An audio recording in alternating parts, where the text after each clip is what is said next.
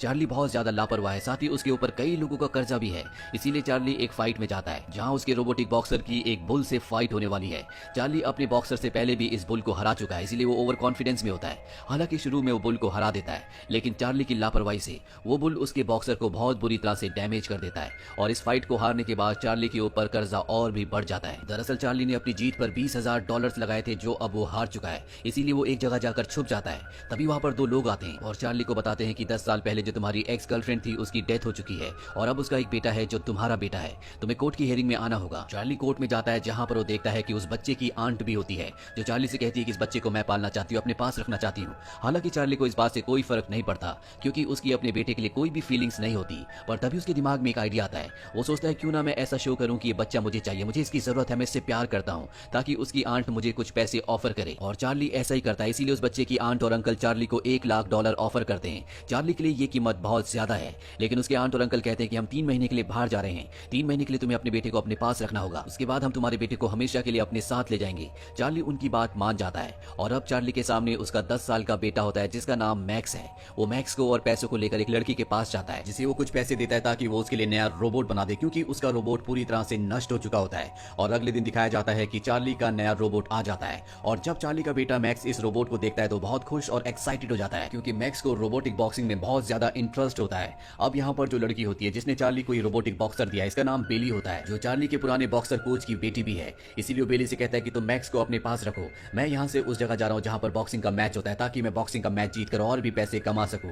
पर मैक्स भी चार्ली के साथ जाना चाहता है। चार्ली उसे कहता है कि वो जगह खतरों से खाली नहीं है, तुम वहां नहीं आ सकते। और तभी मैक्स उसकी गाड़ी की चाबी उठा लेता और कहता है कि अगर तुम मुझे अपने साथ नहीं ले गए तो मैं इसे यहाँ से नीचे नाले में फेंक दूंगा। इसीलिए चार्ली को मैक्स की बात माननी पड़ती है और वो उसे अपने साथ उस जगह ले जाता है जहां पर ये इलीगल रोबोटिक बॉक्सिंग फाइट्स होती हैं। और अब चार्ली के रोबोटिक बॉक्सर की दूसरे रोबोटिक बॉक्सर से फाइट शुरू हो जाती है। हालांकि शुरू में वो परफॉर्म अच्छा करता है, लेकिन एक बार फिर से चार्ली अपनी लापरवाही से इस बॉक्सिंग मैच को भी हार जाता है, जिसमें उसके रोबोटिक बॉक्सर का हाथ भी अलग कर दिया जाता है। चार्ली अब किसी भी तरह से अपने रोबोटिक बॉक्सर को ठीक करना चाहता है, इसीलिए वो अपने बेटे मैक्स के साथ एक जंकयार्ड जाता है जहां पर बहुत सारे स्पेयर पार्ट्स होते हैं। दरअसल जो भी रोबोट्स खराब हो जाते हैं उन सबको यहाँ पर लाकर फेंक दिया जाता है। अभी दोनों के दोनों अपने रोबोट के लिए पार्ट ढूंढना शुरू कर देते हैं और तभी जहां पर मैक्स खड़ा होता है वो जमीन नीचे खिसक जाती है और मैक्स फिसलता हुआ नीचे जाता है और इससे पहले कि नीचे वो एक खाई में गिरता, वहां पर एक रोबोटिक हाथ उसे पकड़ लेता है। तभी वहां पर चार्ली आता और अपने बेटे को ऊपर खींच लेता है। अब मैक्स देखता है कि जिस रोबोटिक हाथ ने उसे पकड़ा था वो पूरा का पूरा जमीन के अंदर दबा हुआ है और जब वो उसके ऊपर से रेत हटाता है तो उसे पता चलता है कि ये सिर्फ एक हाथ नहीं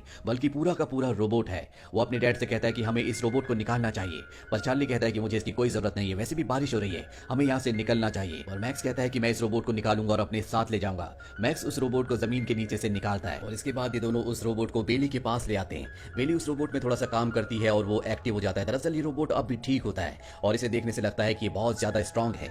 अब भी इसके सेंसर काम कर रहे होते हैं। मैक्स देखता है कि इस रोबोट के ऊपर एटम लिखा है, यानी कि इसका नाम एटम है। वो अपने डैड चार्ली से कहता है क्यों ना हम इसे और भी अच्छे से रिपेयर करें और कुछ बॉक्सिंग मैचेस इसके साथ खेलें। हालांकि चार्ली ऐसा चाहता तो नहीं है, क्योंकि उसे इस रोबोट पर बिल्कुल भी विश्वास नहीं होता। पर अब क्योंकि उसका दूसरा रोबोट भी पूरी तरह से खराब हो चुका है, इसीलिए उसके पास इसके अलावा कोई भी रास्ता नहीं होता और वो अपने बेटे मैक्स से कहता है कि हम एटम के साथ कुछ फाइट्स जरूर करेंगे। एटम के अंदर एक खास खूबी होती है कि वो किसी भी चीज को अपनी मेमोरी में स्टोर कर लेता है, साथ ही वो अपने सामने वाले लोगों के एक्शंस को भी अच्छे से कॉपी कर सकता है। अब चार्ली अपने बेटे मैक्स को लेकर world robotic boxing champion league में जाता है, जहां पर उसे एक आदमी से मिलना था और यहाँ पर मैक्स देखता है एक ऐसे रोबोट को जो कि बहुत ही पावरफुल होता है। दरअसल ये वर्ल्ड चैंपियन होता है, इसका नाम होता है ज़्यूस और आज तक ये एक भी फाइट नहीं हारा होता। ज़्यूस के चारों तरफ प्रेस रिपोर्टर्स की भीड़ होती है। ज़्यूस को इस दुनिया के बेहतरीन इंजीनियर्स ने बनाया है, उसके अंदर सभी एडवांस टेक्नोलॉजीज है, इसीलिए वो वर्ल्ड चैंपियन भी है। अब अगले दिन चार्ली अपने बेटे मैक्स के साथ एटम को लेकर एक बॉक्सिंग फाइट के लिए जाता है, जहां पर उसके बॉक्सर का एक दूसरे बॉक्सर के साथ मुकाबला होने वाला है और इस बार चार्ली का बेटा मैक्स इस बॉक्सर को यानी कि एटम को कंट्रोल कर रहा होता है। इन दोनों बॉक्सर्स के बीच में फर्स्ट राउंड होता है, जिस फर्स्ट राउंड में मैक्स की बॉक्सर एटम की हालत खराब हो जाती है, पर किसी तरह से वो पहले राउंड को पूरी तरह से कंप्लीट कर लेता है और अब उसका दूसरा राउंड होने वाला होता है। तभी चार्ली अपने बेटे मैक्स के पास आता है और कहता है कि तुम्हें फाइट को छोड़ देना चाहिए, मुझे नहीं लगता कि तुम्हारा बॉक्सर दूसरी फाइट भी लड़ सकता है, वो पूरी तरह से डैमेज हो जाएगा। पर मैक्स उसकी बात नहीं मानता और अपने बॉक्सर एटम को सेकंड राउंड के लिए भेजता है और जैसे सेकंड राउंड शुरू होता है एटम दूसरे बॉक्सर को एक जोरदार पंच मारता है, जिससे वो नॉकआउट हो जाता है और इस तरह से एटम अपनी जिंदगी की पहली फाइट जीत जाता है। ये देखकर चार्ली पूरी तरह से हैरान होता है और उसे समझ में आ जाता है कि इसके अंदर बहुत ज्यादा पोटेंशियल है, इससे और भी फाइट्स करवाई जा सकती है। इस फाइट को जीतने के बाद इन्हें अब और भी फाइट्स की ऑफर आने लगती है, पर अब चार्ली तय करता है कि वो इसे और भी ट्रेन करेगा। पर सबसे पहले ये एटम के अंदर वॉइस मशीन लगाते हैं। दरअसल अब तक वो बोल नहीं सकता था। साथ ही मैक्स एटम को यहाँ पर बहुत सारी चीजें सिखाता है, क्योंकि जैसा जैसा मैक्स करता है ठीक उसी तरह से एटम भी उसे कॉपी करता है। चार्ली भी एटम को बॉक्सिंग के बहुत सारे मूव सिखाता है, क्योंकि एक जमाने में वो खुद भी बहुत अच्छा बॉक्सर था। अब एटम को एक और फाइट के लिए ले जाया जाता है, जहां पर वो एक बार फिर से बहुत ही बेहतरीन परफॉर्म करता है, क्योंकि अब वो ट्रेंड भी हो चुका होता है और इस फाइट को भी एटम जीत जाता है। धीरे धीरे एक के बाद एक एटम कई फाइट्स जीत चुका है। वो लोगों में बहुत ज्यादा प्रसिद्ध इसलिए भी हो गया होता है क्योंकि अपनी फाइट से पहले वो मैक्स के सिखाए हुए मूव्स करता है, यानी कि डांस करता है। एटम की खबरें अब न्यूज में भी आना शुरू हो गई होती है, इसीलिए ज़्यूस की जो ओनर होती है, जो कि वर्ल्ड चैंपियन बॉक्सर है, वो इन दोनों को अपने पास बुलाती है और कहती है कि मैं तुम्हारे बॉक्सर एटम को खरीदना चाहती हूँ, बताओ तुम्हें इसकी कितनी कीमत चाहिए। हालांकि चार्ली इस बात के लिए अग्री हो जाता है क्योंकि उसे पैसों की जरूरत है, पर मैक्स कहता है कि मेरा एटम बिकाऊ नहीं है और ये दोनों की दोनों यहाँ से निकल जाते हैं। और अब एटम की फाइट एक बहुत बड़े बॉक्सर से होती है जिसका नाम ट्विन फेस होता है। इस बॉक्सर के इस रोबोट के दो चेहरे होते हैं, इसीलिए कहीं से भी इस पर वार होता है तो इसे पता चल जाता है। और अब एटम और ट्विन फेस के बीच में फर्स्ट राउंड शुरू होता है। ट्विन फेस बहुत ज्यादा शार्प होता है, वो एटम के ऊपर हमला करता है, पर जल्दी एटम ये समझ जाता है कि उसे ट्विन फेस को कैसे हराना है और वो पहले राउंड में उसे नॉकआउट करके गिरा देता है, जिससे पूरी की पूरी ऑडियंस एटम की अब बहुत बड़ी फैन हो चुकी है। और अब मैक्स रिंग के अंदर आता है और कहता है कि हमारा बॉक्सर सबसे बेहतरीन है और इस दुनिया का वर्ल्ड का जो चैंपियन है ज़्यूस, उसकी ओनर भी हमसे इस बॉक्सर को खरीदना चाहती थी, पर मैं ज़्यूस को डायरेक्ट चैलेंज करता हूं, अगर वो सच में वर्ल्ड चैंपियन है तो वो मेरे बॉक्सर एटम से लड़कर दिखाए। अब इन्होंने ट्विन फेस को हराया होता है, इसीलिए इन्हें बहुत अच्छे खासे पैसे भी मिलते हैं। लेकिन जब ये पार्किंग में जाते हैं तभी वहां पर चार्ली के पुराने साथी आ जाते हैं, जिन्हें चार्ली ने पैसे देने थे, जिनके बुल ने चार्ली के पहले बॉक्सर को बहुत बुरी तरह से हराया था। और वो आदमी चार्ली को बहुत बुरी तरह से मारते हैं और उसके पास जितने भी पैसे होते हैं सबके सब छीन कर ले जाते हैं। मैक्स को भी अपने पिता को इस हालत में देखकर बहुत बुरा लगता है और अब चार्ली तय करता है कि मैक्स का उसके साथ कोई भी फ्यूचर नहीं है। हालांकि पिछले 3 महीनों से ये एक दूसरे के साथ होते हैं और एक दूसरे के बहुत क्लोज भी हो गए होते हैं, पर फिर भी चार्ली मैक्स को उसकी आंट और अंकल के पास ले जाता है और कहता है कि अब तुम्हें उन्हीं के साथ रहना होगा। मैक्स कहता है कि मैं आपके साथ रहना चाहता हूँ, मुझे आपके साथ अच्छा लगता है, लेकिन चार्ली उसकी बात नहीं सुनता और उसे उसकी आंट और अंकल के साथ भेज देता है। इसके बाद वो वापस बेली के पास आता है। दरअसल बेली और चार्ली एक दूसरे को पसंद करते हैं। उसे बताता है कि मैंने मैक्स को उसकी आंट और अंकल के पास भेज दिया। बेली उसे कहती है कि तुम्हें ऐसा नहीं करना चाहिए था, तुम उसके फादर हो, तुम्हें उसकी जरूरत है और उसे भी तुम्हारी जरूरत है। साथ ही यहाँ पर चार्ली भी मैक्स के जाने से बहुत उदास हो गया होता है। उसके अंदर फाइट्स जीतने का जो जज्बा था वो भी अब पूरी तरह से खत्म हो गया है और अगले दिन ज़्यूस की और एटम की फाइट होनी होती है। इसीलिए चार्ली अपने बेटे के पास जाता है और उससे कहता है कि आज ज़्यूस की और एटम की फाइट है, मैं चाहता हूँ कि तुम भी वहां पर रहो ताकि हम मिलकर इस फाइट को जीत सके।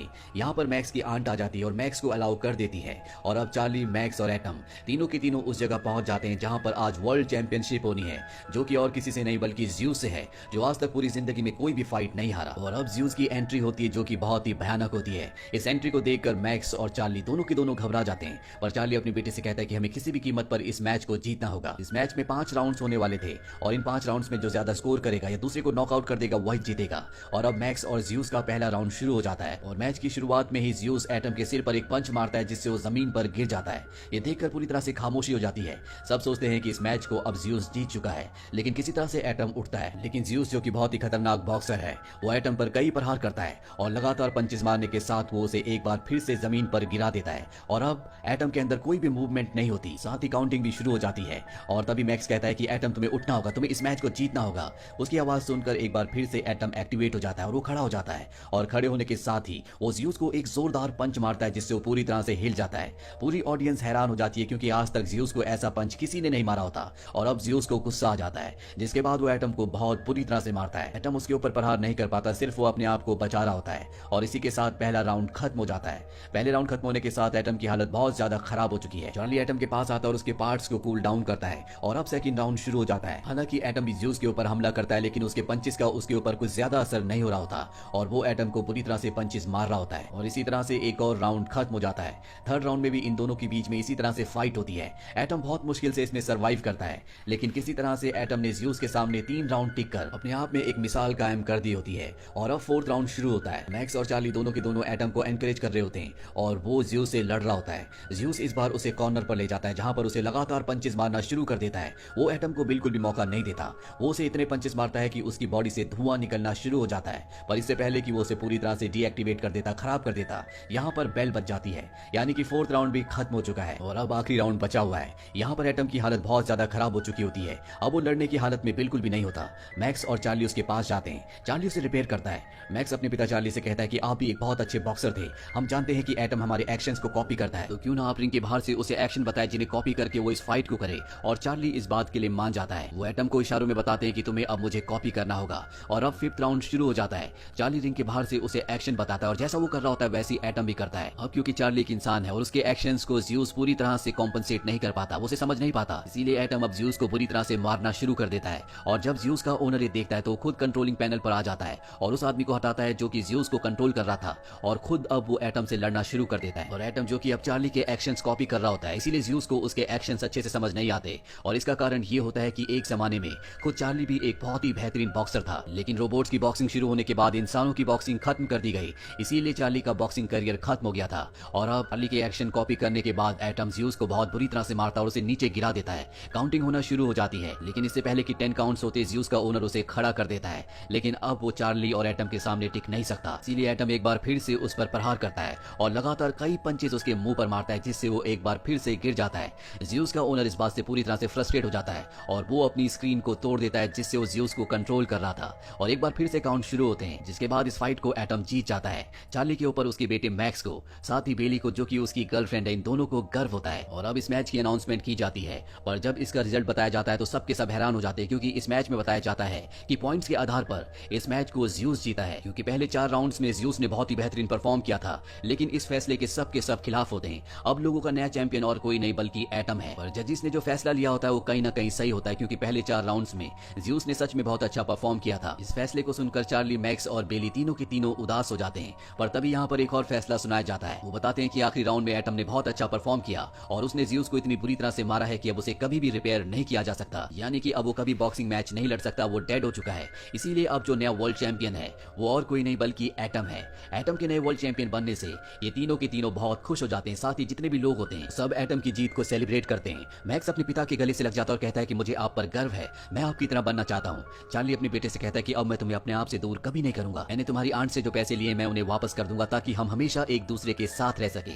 और इसी हैप्पी एंडिंग के साथ ये फिल्म, ये कहानी यहीं पर खत्म हो जाती है। ये फिल्म ईयर 2011 में रिलीज हुई थी। IMDb पर इस फिल्म की रेटिंग है 7। उम्मीद करते हैं कि ये कहानी आपको पसंद